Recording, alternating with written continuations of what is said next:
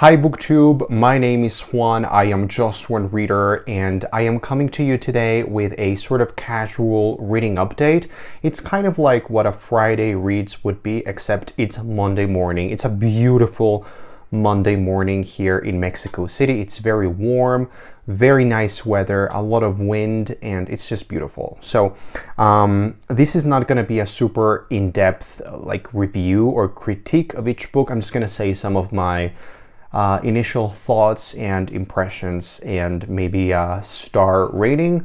So let's get started with Turtles All the Way Down by John Green.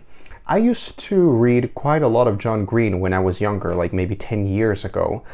And he has something in his novels that I really I've always found very charming and delightful. And even though you can really criticize him as an author and as the portrayal of his characters, there's something that I always find endearing about his prose and his quirky characters. And this is not the exception to that, although it is different, I think, to his previous books, the ones that I've read. I think I've read all of them.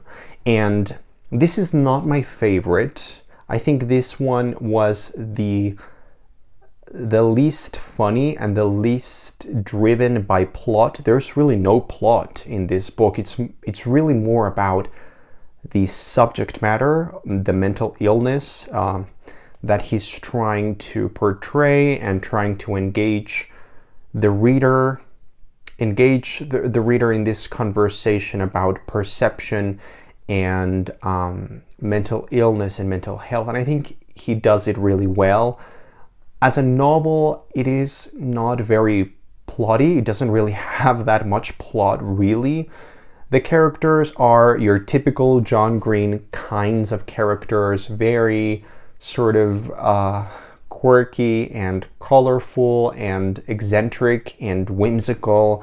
The dialogue is interesting. I found myself enjoying it, but sometimes just rolling my eyes a little bit. But I think it's an important book, and I would recommend this to young adult readers because of the subject matter. So I gave this 3 stars, and I did make a separate in-depth review talking about the book and mental illness. Then I read this very interesting short work, which is translated to Spanish, Yo soy el monstruo que os habla, which would be something like, I am the monster talking to you, or I am the monster addressing you. And this is basically a transcript of a conference that was given by the author Paul Preciado, who is a transgender man. And this was a speech that he delivered in Paris, in France, to L'École de la Cause Freudienne, which is a school of psychoanalytic thought, which is very, very strong in Europe. This is a line of psychoanalysis, or a school of psychoanalysis that follows the teachings of Jacques Lacan. I am not part of that school of thought or practice, but it is very interesting because basically what this trans man is doing is an accusation to psychoanalysis. And it's a very interesting discussion and debate on, is psychoanalysis essentially heteronormed? Is it really influenced by patriarchal values? Is psychoanalysis in need of evolution, of opening, of freeing itself from its roots, from its patriarchal white man, Freud kind of roots, if you know what I mean. So it's a very interesting novel. I will say that this book was, I really agree with some of the things that he says in here. It's incredibly valuable in terms of how we as therapists and as people in general, as critical individuals, we need to keep growing, and growing means debating and discussing and tension. You know, if we all agree on everything, there's no growth. So we need to keep discussing things and really critiquing ourselves and assessing what we believe and why we believe that. So I think that's incredibly important. However, there are some things that he tries to say in here that I thought were not very well thought out or very well put together. I don't think he really has a correct grasp of what the core foundational ideas of psychoanalysis are. I think he has a kind of general overview of that. And there are some other issues that I think I completely disagree with that he's saying here. But it's a very, very interesting book, and I would recommend it to therapists of any school. So I enjoyed it very much. It's very hard to give a star rating to a book such as this one, but it was really, really eye-opening, and I love reading those kinds of things. Then I reread Rebecca by Daphne du Maurier because I buddy read this with Jason from the channel Old Blues Chapter and Verse. This was a very interesting buddy read because we read it pretty much, you know, separate from each other. We didn't really communicate that much, but we did have a very long, in-depth, super spontaneous, and really wonderful conversation on YouTube, on Zoom, and it was recorded on YouTube, and you can go and check it out if you want to hear our thoughts on Rebecca and the problems that this book has in its structure and rhythm and writing, but also the wonderful qualities that I think it has. We also talked about the Alfred Hitchcock adaptation, which was a winner of the Oscar for Best Picture back in the day, the movie with Laurence Olivier and Joan Fontaine, and you can go and check that out if you're interested. I will leave that linked down below. It's up on Jason's channel, but you can go and check it out. I will leave the link here. I enjoyed rereading this. I just reread it like a couple of months ago, and you know, this is a book that keeps on giving, even though it's not a great book, in my opinion.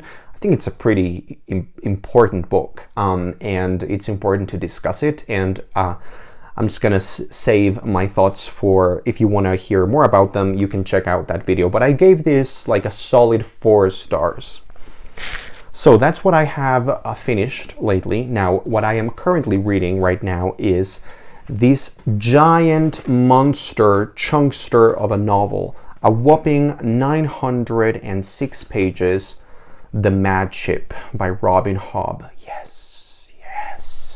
This is the second book in the Life Ship Traders trilogy, which is turning out to be one of the best things that I've read in the last 10 years, at least. It's so brilliant in concept, in character, in writing, in execution, in plot, in storytelling, in themes, and it's the perfect kind of trilogy so far. As you can see, I am halfway through the book, a little over halfway through the book. I still have a long way to go, and it just keeps on getting more interesting. There are some pacing issues at the beginning of the book. I just felt like it was taking its time, but it's not really a problem. It's just something that slowed it down a bit. But this is going to be a great book, I can just tell you right now. So I think I will probably finish that book maybe this week.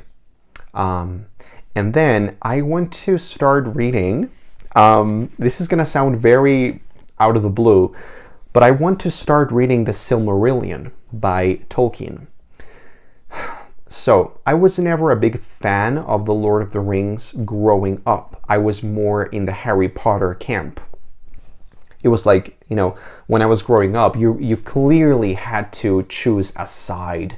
You were a Harry Potterhead, or you were a Lord of the Rings fan. And I clearly chose Harry Potter. Like, Harry Potter is my favorite thing to this day. It's my childhood in a way. So I read The Lord of the Rings when I was a little bit older, and I've read it twice, I believe, and I really, really love it. I really love the writing and the sociological, historical feel, the texture that it has, like an anthropological text.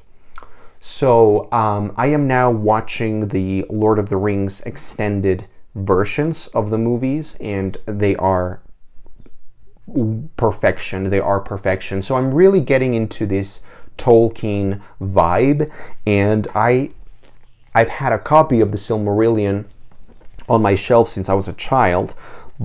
But the problem is, I've always been very intimidated by it because everyone says that, you know, this is not a novel, it's not a narrative, it's just a collection of texts and stories about Middle-earth.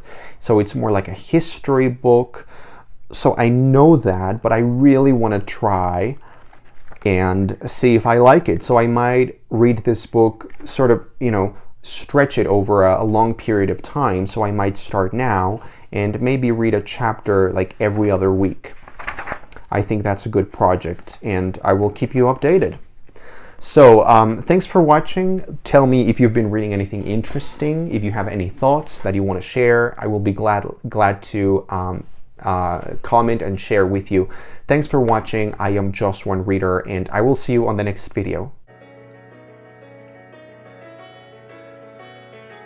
And now I stand here starry-eyed and stormy.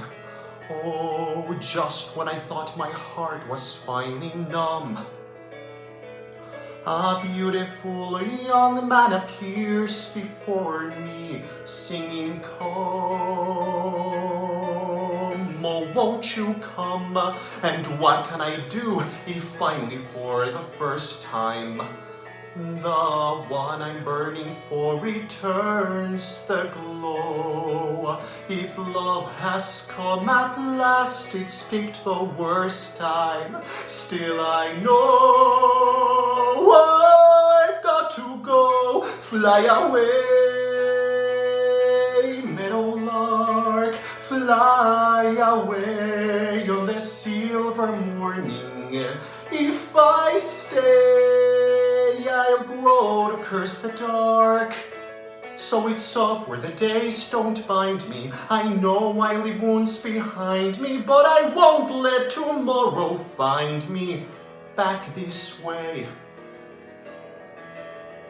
Before my past once again can blind me, fly away.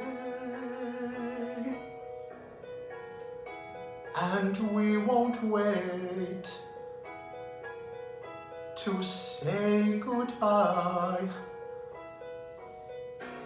My beautiful young man.